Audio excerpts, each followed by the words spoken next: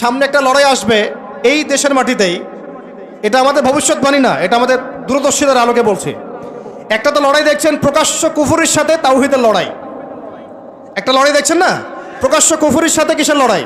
তাওহীদের। সামনে একটা লড়াই দেখবেন মডারেট ইসলামের সাথে প্রকৃত ইসলামের লড়াই। নতুন একটা ব্যাটল দেখবেন সমাজের মধ্যে চলবে, কথায় কলমে, টকশোতে, ময়দানে, ওয়াজ মাহফিলে, সব জায়গায় দেখবেন একটা নতুন ব্যাটল সামনে আসবে। মডারেট ইসলাম মানে সুশীল মার্কা ইসলাম, বুঝেন নাই? সুশীল মার্কা পশ্চিমা আদলের এক ইসলাম, পশ্চিমাদের সন্তুষ্টি মানে সাধনকারী ইসলাম, এবং যে ইসলামটাকে ওরা প্রমোট করবে এর সাথে একটা লড়াই দেখা যাবে যারা নবী মুহাম্মদ সাল্লাল্লাহু আলাইহি ওয়াসাল্লাম এবং সাহাবীদের সেই সিরাতের আদলের ইসলাম মানে, এইটার সাথে একটা কনফ্লিক্ট সামনে দেখবেন আপনারা, দেখে নিয়েন ইনশাআল্লাহ।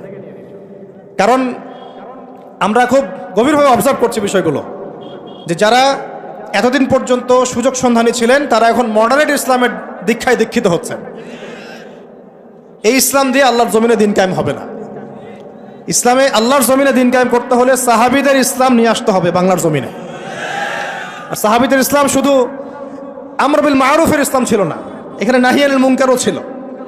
মানে আপনারা হয়তো বোঝেন নাই, মানে শুধু সৎ কাজে আদেশের ইসলাম ছিল না, বরং অসৎ কাজে নিষেধের ইসলামও ছিল। শুধুমাত্র আমরা ভালো ভালো কথা বলবো, অন্যায় নিষেধ করব না, শুধুমাত্র তাবলীগের কথা বলবো, আল্লাহর জমিনে দিন কায়েমের কথা বলবো না, প্রয়োজনে আমরা জুলুমের বিরুদ্ধে দাঁড়িয়ে যাব না, জালেমের বিরুদ্ধে প্রতিবাদ করব না, এইরকম ইসলাম, এইরকম মানহাজ দিয়ে আপনি বাংলাদেশের জমিনে দিন কায়েম করতে পারবেন।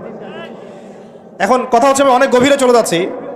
যুবক ভাইদেরকে বলছিলাম যে নামাজের সাথে তেলাওয়াত ধরে রাখেন, আজকার ধরে রাখেন, ওলামা ইকরামের সোহবত ধরে রাখেন, এবং প্রকৃত ইসলাম আর এই প্রোটেস্ট্যান্ট ভার্সন অফ ইসলাম, মডারেট ইসলাম, এর পার্থক্য বোঝার চেষ্টা করবেন। ইসলাম শিখবেন আল্লাহ, তার রাসূল এবং সাহাবীদের কাছ থেকে। ইসলাম আমাকে পশ্চিমাদের কাছ থেকে শিখতে হবে না, ভারতের কাছ থেকে শিখতে হবে না, এই সুশীলদের কাছ থেকে শিখতে হবে না, এই মুনাফিক মার্কা বুদ্ধিজীবীদের কাছ থেকে শিখতে হবে না। ইসলাম শিখবো কোত্থেকে? সাহাবীদের কাছ থেকে। কাদের কাছ থেকে? এবং সিরাত থেকে আমি দলিল নিব। কোত্থেকে দলিল নিব? সিরাত থেকে, কোরআন থেকে এবং সুন্নাহ থেকে আমি দলিল নিব। আমি পশ্চিমাদের থেকে দলিল নিব না। একটা বিষয়ে স্পষ্ট মনে রাখবেন, ওরা যে ইসলামটাকে প্রমোট করবে নিঃসন্দেহে সেই ইসলামের মধ্যে আব্দুল্লাহ বিন উবাইয়ের একটা মানহাজ থাকবে। ওদের ইসলামের সাথে আব্দুল্লাহ বিন উবাইয়ের মানহাজ জড়িত থাকবে। খবরদার এই ট্র্যাপে পা দিবেন না। আল্লাহ পাক আপনাদেরকে হেফাজত করেন, আমিন।